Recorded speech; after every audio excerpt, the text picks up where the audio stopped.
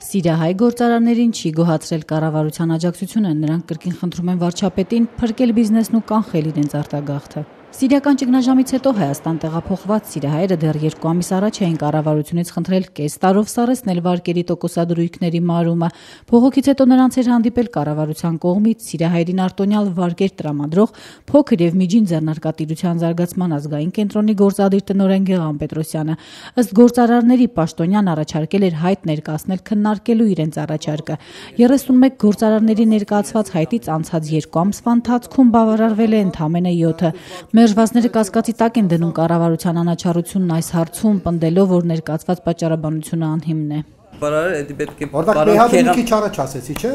Մի քիչ առաջ ասեցի, որ այդ մարդը վերցրել է վարկը, ընդամենը 6 ամիս եղել է եւ վարկը վերցրել է։ Այդ մարդը հերթականորեն վճարում է։ Հիմա ԲՄԶ-ն ասել է իրեն թե 15% պետք է վճարես։ Վճարած լինես այդ գումարին, որ մենք կարողանանք այդ քո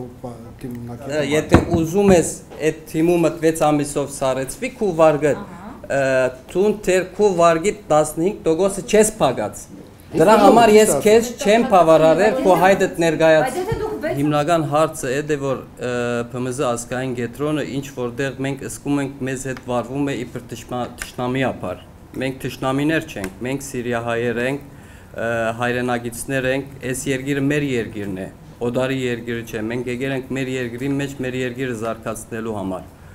Սա բիզնեսի փակում է նշանակում, բողոքում էր մերժվածների ցանկում հայտնված Ջորջ Փետուրյանը, սկզբնական շրջանում հեշտությամբ տոկոսադրույքները վճարող Ջորջը դրամ-դոլար տատանումներից հետո սկսել է հազիվ ծայրը ծայրին հասցնել։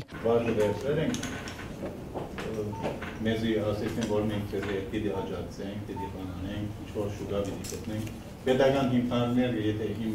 մոտիցս ման վերցնեն այսօր հեղու ոչարի բան, արդեն ինձ օգնացել։ Էդի պետությունը վերցնում ամեն ինչ, չէ՞։ Ինչ եք մասնակցում պետական։ Չէ, իրանք ձևեր շատ ունեն մեզ օգնելու համար, բայց իրանց հետաքրքիր չէ։ Որոշ գործարարների ընդառաջելու, մյուսներին մերժելու որոշումը անհասկանալի է շատերի, անգամ կառավարությունից արտոնություններ ստացած սիրիահայերի համար։ Ձուլագործությամբ զբաղվող Ներսես Կելիկյանի վարկի մարումը կես տարով սառեցվել է։ Ներսեսը մինչդեռ ասում է, ավելի լավ կլիներ, որ ընկերներին ընդառաջեին, ինքը անցած ամիսներին քիչ թե շատ հաջողել է տոկոսադրույքները վճարել։ Աս հարցը մի քիչ բան չի, այսինքն խաչացև գործ է։ Հիմա մենք վճարում ենք։ Մենք կարողանանք վճարենք, բայց այդ մարդիկ չեն կարողանում վճարել։ Ինչի մեզ հետացուկում են 6 ամիս, անոնց մերժում են։ Ես ասի չհասկացա։ Ասում ես 1000 կփանամ միշտ, 1000 հատ։ Կամ փոխացնեմ իր արգաղներու մեջ, մեծ արգաղներու մեջ կտրվի, ամբարաժ գլա, գողարկեմ արաբական բոլոր երկիրներ։ Իսկ այստեղ